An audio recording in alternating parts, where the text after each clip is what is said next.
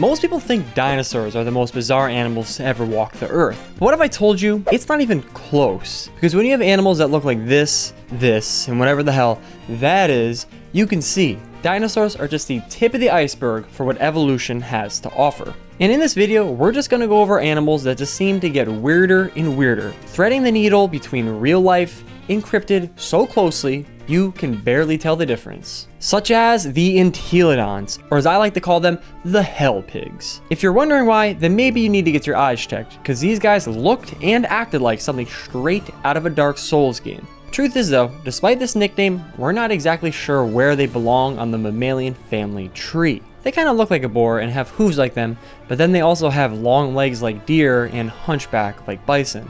This is why scientists actually believe they're more closely related to none of them, of course, because this animal can't make anything easy. Surprisingly, they're probably the cousins to modern hippos and whales. But here's the thing, they weren't chilling in the water like their cousins. No. They were tearing it up on land, galloping across North America and Eurasia for 25 million years. And don't for a second think these animals are anything like a horse or a cow, because you see those massive heads? Well, those were not meant to give you bigger kisses. They were meant to rip their prey to shreds. Yes, this animal behind me that looks like a horse with a big dome would love to eat you. And you see all those weird pointy bumps and ridges on their skull? Those were actually places for their jaw muscles to attach, giving them a bite strong enough to crush bone. But here's the twist. They weren't just fierce predators. They were omnivores, meaning they'd pretty much eat whatever you put in front of them, kind of like a modern bear today. But to me, that just means they're gonna be fine eating you with a side of salad. Somehow, it gets even crazier, because the largest of the hell pigs grew to be massive, like the Daedon. It stood 6 feet tall at the shoulders, 9 feet long, and probably weighed more than 2,000 pounds. Just imagine the last thing that you hear being the sound of a giant galloping boar monster chasing after you. Pretty terrifying. It's hard to think of an animal that did it weirder than these guys, but the time of the hell pigs, who lived soon after the extinction of the dinosaurs, was full of absolutely bizarre weirdos. This is because of a process called adaptive radiation. Think of it like this. Say you have a well-developed animal kingdom. Over time, every niche will naturally be filled by the most well-adapted animals. Sadly, this means that if you're a little rat like our friend Steve, hi, there's no way you'll be able to evolve to gain a foothold anywhere else, pretty much ensuring you'll be stuck to the bottom of the food chain indefinitely. Sorry, Steve. Well, until that happens. It's during these mass extinctions that adaptive radiation is working overtime, because all those niches have essentially been rebooted, giving the little guys the chance to finally move up in the world. But here's the problem. Steve, he has no idea what he's doing, so he's pretty much just gonna be throwing everything at the wall and seeing what sticks. Oh yeah, did I mention? Everybody else is going to be doing the exact same thing. So pretty much, post-mass extinction worlds are like the wild, wild west of evolution.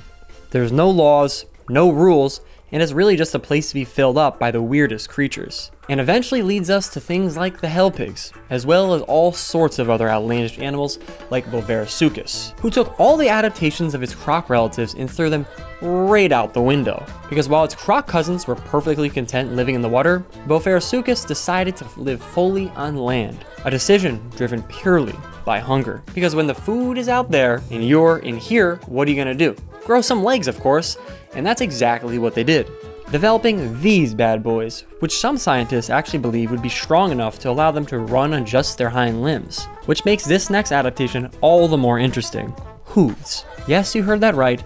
Hooves on a damn crocodile. The Bascus was built for speed, and these unique feet provided just enough traction to allow them to sprint across land, reaching speeds as fast as Usain Bolt, so good luck trying to outrun that.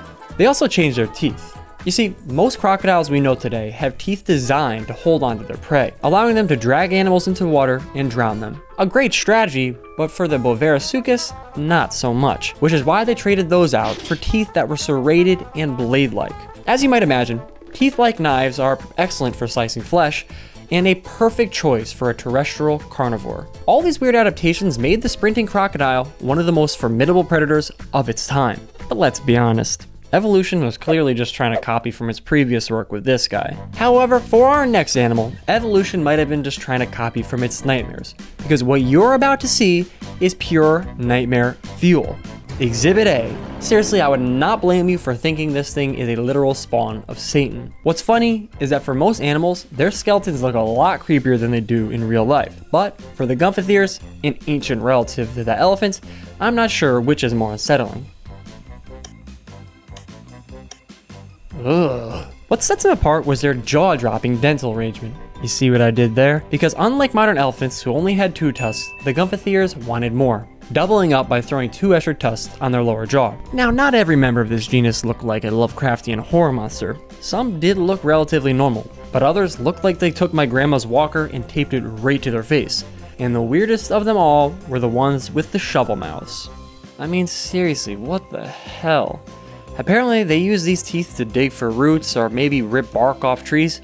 Who knows? One thing's for certain, I'm much happier we got the timeline with these elephants and not those elephants. But if we're really trying to get down this bizarre animal iceberg, we have to jump way into deep time, where we find an animal that appeared just 8 million years after the deadliest mass extinction event in all of Earth's history. This was the early Triassic, around 245 million years ago, and here we'll find one of the strangest animals to ever exist, the Atotatus. This isn't a joke, this is literally how they looked.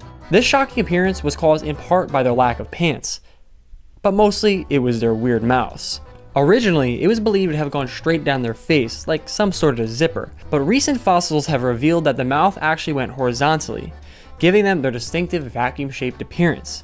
The reason they look like this is pretty interesting, so let me explain. These guys were herbivorous marine reptiles. This in and of itself is already really rare. There's only a few marine tetrapods that are herbivorous alive today. Even looking back at all the Mesozoic that spanned 180 million years, there's only a handful more you could find like this. But what makes Atotatus even rare is that they descended from carnivores. Transitioning from meat to plants takes a lot more effort than you'd think. Basically, you have to change a ton of your biological workings to be able to digest plants effectively. This weird ancestry inevitably has some weird outcomes, and this is why they have their vacuum-shaped face, which oddly enough kind of acted like a vacuum as well. Basically, as they prowled the shallow waters just off the coast, they'd scrape the plant matter and algae from the rocky seabed. This debris, suspended in the water, would then be sucked in their mouths, where they would filter out the water with rows of needle-shaped teeth. So they looked like a vacuum, acted like a vacuum, so does that make them a vacuum? Probably not,